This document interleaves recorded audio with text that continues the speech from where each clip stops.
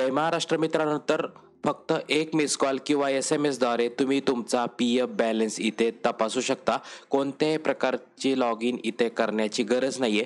तर EPFO balance तपासण्यासाठी कोणत्याही वेबसाईटवर लॉग इन करण्याची अथवा EPFO कार्यालयात जाण्याची आवश्यकता नाहीये. तुम्ही घरी बसून मिस कॉल देऊन किंवा SMS द्वारे तुमचा संपूर्ण PFचा तपशील इथे मिळवू शकतात. महत्त्वपूर्ण माहितीला सुरुवात करतोय. तर खाजगी क्षेत्रात काम करणाऱ्यांसाठी कर्मचारी भविष्य निर्वाह निधी, ज्याला आपण EPF म्हणतो, हा सर्वात सुरक्षित आणि विश्वासार्ह निवृत्ती बचत पर्यायापैकी एक आहे. या योजनेअंतर्गत कर्मचारी त्यांच्या मूळ पगाराच्या आणि महागाई भत्त्याच्या 12% योगदान इथे जमा करतो. तर तेवढीच रक्कम मालमत्ताकडून दिली जाते आणि या रकमेवर EPFOचे दरवर्षी निश्चित व्याज इथे ठरवले जाते. तर यामध्ये निवृत्तीपर्यंत मोठी रक्कम इथे जमा होते. त्यामुळे प्रत्येक कर्मचाऱ्याला आपल्या खात्यात वेळेवर पैसे जमा होतात का हेही पाहणं आवश्यक आहे. आणि तुम्ही घर बसल्या मोबाईलवरून PF खात्यातील शिल्लक रक्कम इथे तपासू शकतात. तर मिस कॉल देऊन सुद्धा तपासू शकतो किंवा EPFOच्या जर SMS केला तरी तुम्हाला इथे बॅलन्स पाठवला जाईल. त्यानंतर EPFOची शिल्लक रक्कम कशी तपासायची, तर आपत्कालीन परिस्थितीत कर्मचारी शिल्लक रकमेचा काही भाग या ठिकाणी काढू शकतात. तर त्यासाठी खात्यात पैसे किती आहेत हे जाणून घेणे महत्त्वाचे आहेत. यासाठी तुम्हाला कोणत्याही वेबसाईटवर लॉग इन करण्याची गरज नाही आहे. EPFOचं जे काही ऑफिस आहे त्या ठिकाणी जाण्याची गरज नाही आहे. तुम्ही फक्त मिस कॉल देऊन किंवा एक SMS पाठवून तुम्ही तुमचा शिल्लक रक्कम इथे तपासू शकता. तर कोणती वेबसाईट असणार आहे आणि कोणता नंबर असणार आहे ते सविस्तर इथे आपण पाहून घेऊया. तर ही सुविधा मिळवण्यासाठी तुमचा UAN म्हणजे जो काही UAN नंबर आपला असतो तो ॲक्टिवेट असणं गरजेचं आहे. आणि ॲक्टिवेट असल्यानंतर त्याला जर मोबाईल नंबर लिंक असेल तर तुम्ही इथे बघू शकतात की जी काही युनिफाईडची जी काही वेबसाईट आहे ऑफिशियल, यावरती तुम्ही जाऊन तुमचा मोबाईल नंबर इथे KYC करू शकतात.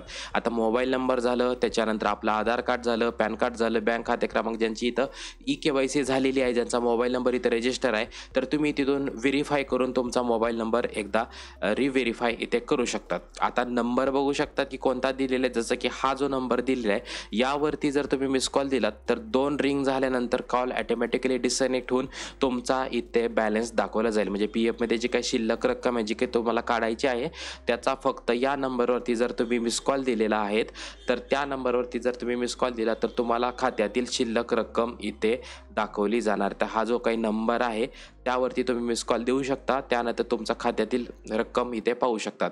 आणि ते जर नाही झालं तर त्यानंतर आपल्याला एक SMS असतो. तो SMS जर आपण रजिस्टर्ड मोबाईल नंबरवरती केलात तरी तुमच्या खात्यातील शिल्लक रक्कम दिसू शकते. ही सेवा 24/7 असणार. तर तुम्ही कधीही त्या नंबरवरती तुम्ही मिस कॉल देऊ शकतात. याच्यासाठी बॅलन्स चेक करण्यासाठी कोणतंही शुल्क इथं आपल्याला भरायचं नाही आहे. काही सेकंदात तुम्हाला खात्यातील शिल्लक रक्कम इथे तपासून दिली जाईल. त्यानंतर आता SMS द्वारे कसं करायचं आहे, तर SMS आपल्याला टाईप करायचं जसं की EPFOHO स्पेस UAN असं टाईप करायचं आहे. आणि टाईप केल्यानंतर तुमच्या नोंदणीकृत मोबाईल नंबरवरून या नंबरवरती तुम्हाला SMS पाठवायचा आहे.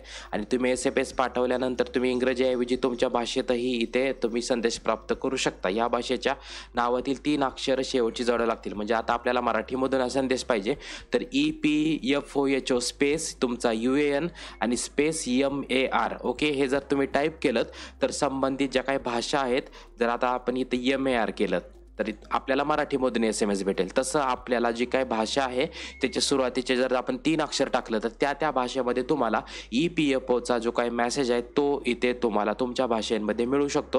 मराठीसाठी आपल्याला MAR टाईप करून आपण त्याची इन्फॉर्मेशन घेऊ शकतो.